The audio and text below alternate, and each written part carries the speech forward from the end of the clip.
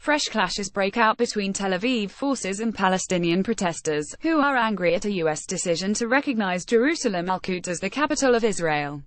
Following noon prayers on Friday, Palestinians once again took to the streets in Jerusalem Al-Quds, the West Bank and the Gaza Strip to denounce U.S. President Donald Trump's declaration on Jerusalem Al-Quds. Israeli forces fired tear gas and rubber bullets to break up the gatherings in several areas in the West Bank, prompting skirmishes with the protesters, who responded by throwing rocks. The Israeli military has deployed reinforcements across Jerusalem Al-Quds and its Old City, which hosts the Al-Aqsa Mosque compound.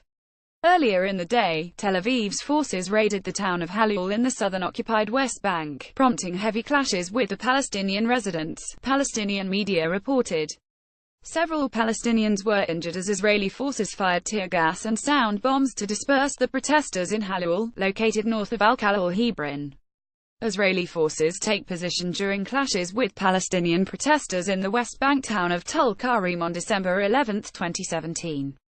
Photo by AFP. The occupied Palestinian territories have been the scene of protests and clashes since December 6, when U.S. President Donald Trump declared that Washington was recognizing Jerusalem Al-Quds as the capital of Israel.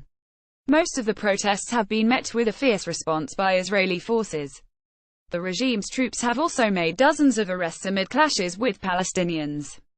Last Friday, Muslims held pro-Palestinian rallies following noon prayers in several cities worldwide to voice their opposition to Trump's move.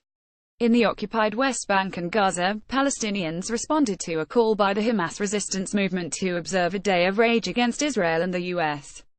2 Palestinians were killed and hundreds of others wounded during clashes with Israeli forces.